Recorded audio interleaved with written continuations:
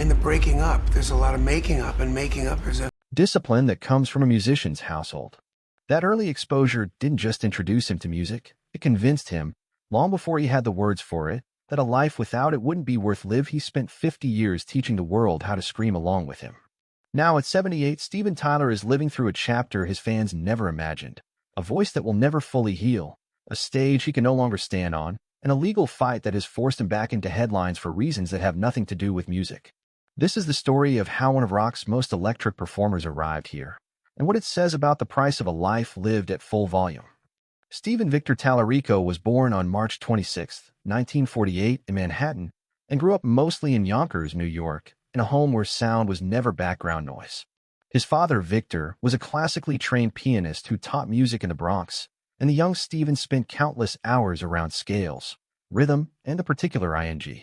By his teenage years, he was already chasing that feeling outside the house. In 1964, while a student at Roosevelt High School in Yonkers, he put together a band that would later be renamed Chain Reaction. It wasn't a garage novelty. The group landed opening slots for acts like the Byrds and the Beach Boys, giving a teenage Tyler an early, intoxicating taste of what it felt like to hold a real audience's attention. That taste never left him. High school didn't end well.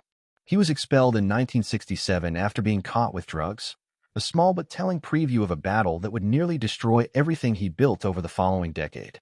2 years later, in the summer of 1969, he wandered into a bar in Sunapee, New Hampshire, to watch a local act called the Jam Band. On stage that night were guitarist Joe Perry and bassist Tom Hamilton, and something about their sound hit Tyler immediately. He spent months trying to talk the two of them into starting a band with him. Eventually they agreed, relocated to Boston, and in 1970, rounded out by Brad Whitford on guitar and Joey Kramer on drums, they played their first show under a name Kramer had been doodling in his school notebooks for fun, Aerosmith. The beginning was nothing close to glamorous. 5 young musicians packed into a small apartment in Boston's Allston neighborhood, rehearsing constantly and building a following show by show. It paid off in 1972 when Columbia Records signed him, and their self-titled debut arrived the following year.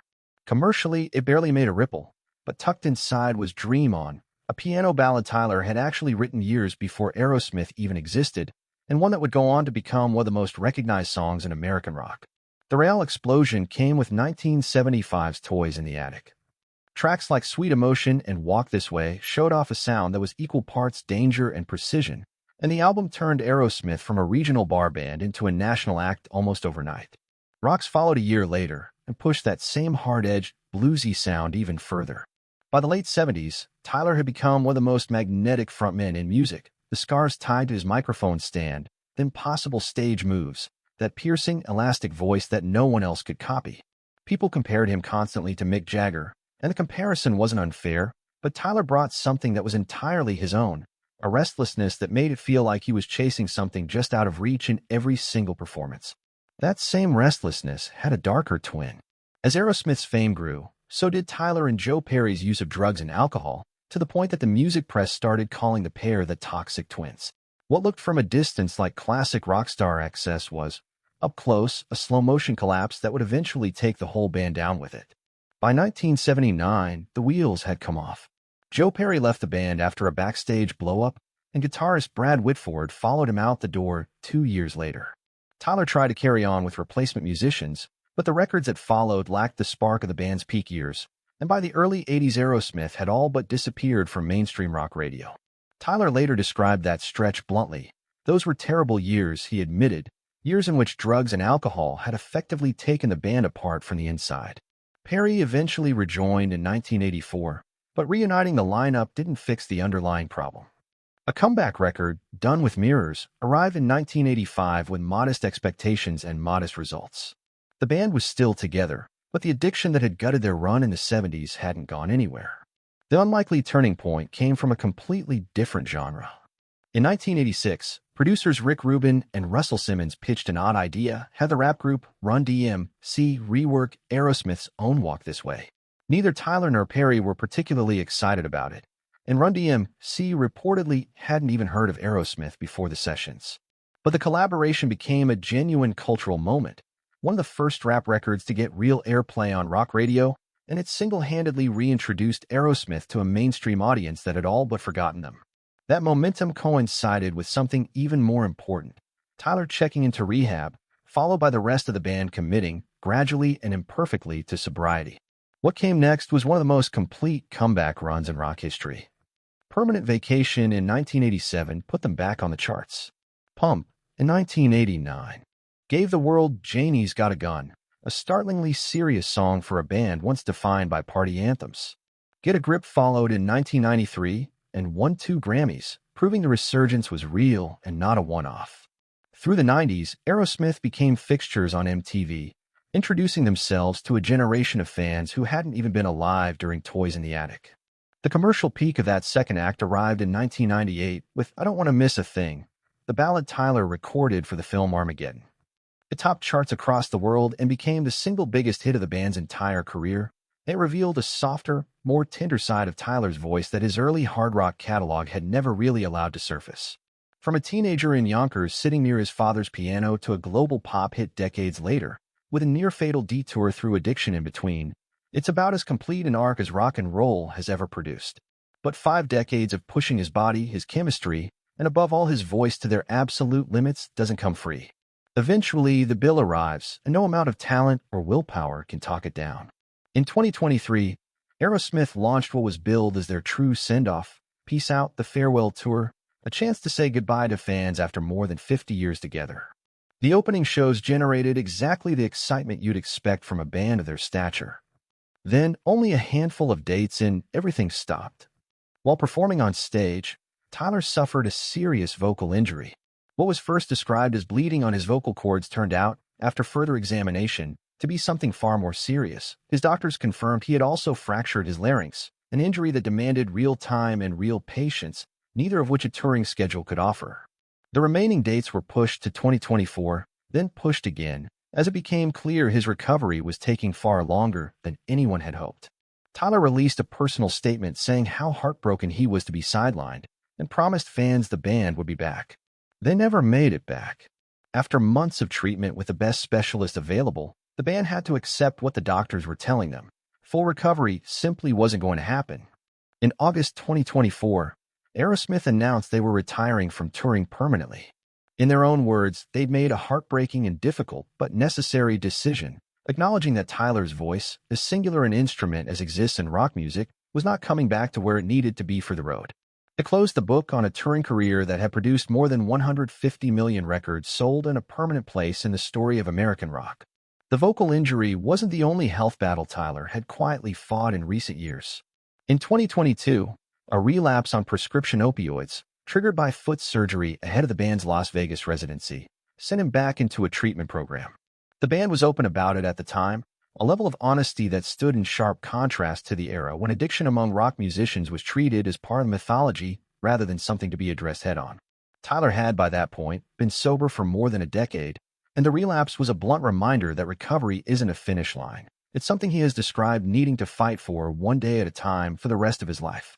He hasn't vanished since the retirement announcement, even without a tour to anchor him.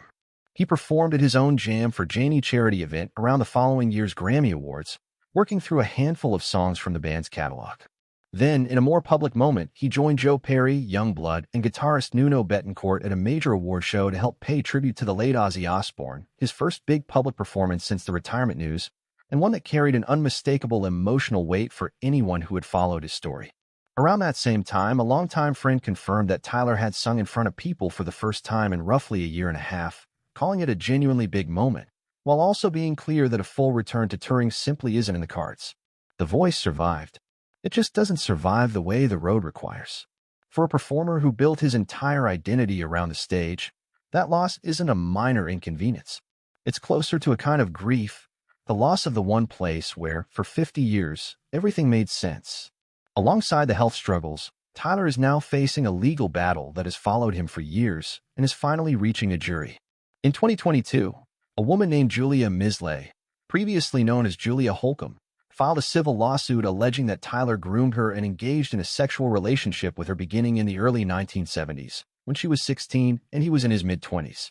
Her filing pointed to passages from Tyler's own 2011 memoir, in which he wrote about a teenager whose parents had signed over a form of guardianship so she could travel with him while Aerosmith toured, Language her attorneys argue matches her own story closely.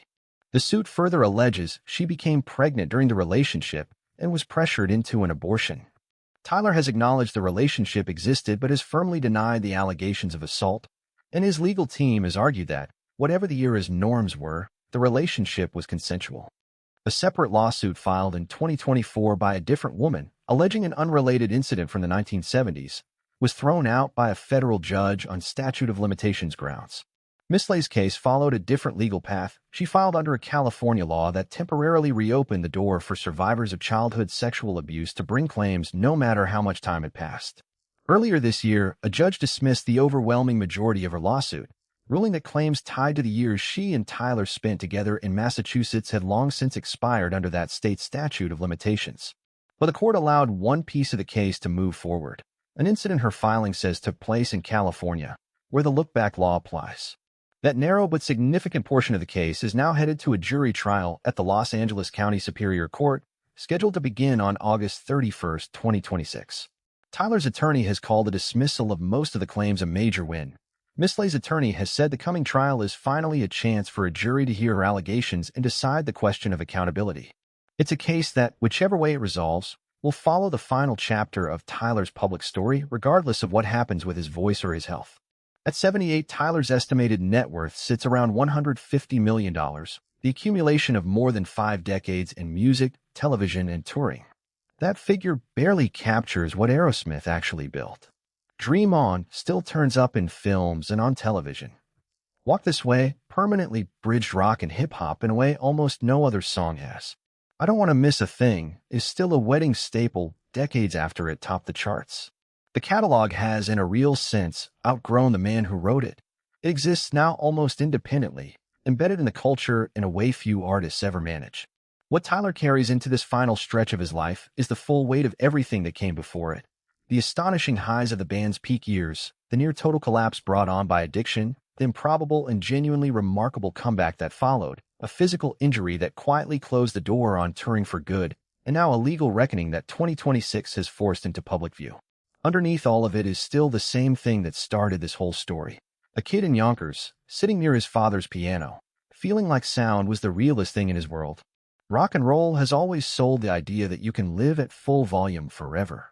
Steven Tyler tested that idea as hard as almost anyone ever has, and what his life at 78 makes clear is that consequences eventually show up. In forms no amount of talent, charisma, or willpower can hold off indefinitely. The stage is gone. The trial is coming. The voice, changed and limited now, still finds its way to a microphone in small, occasional moments. And somewhere underneath all of it, the music keeps playing.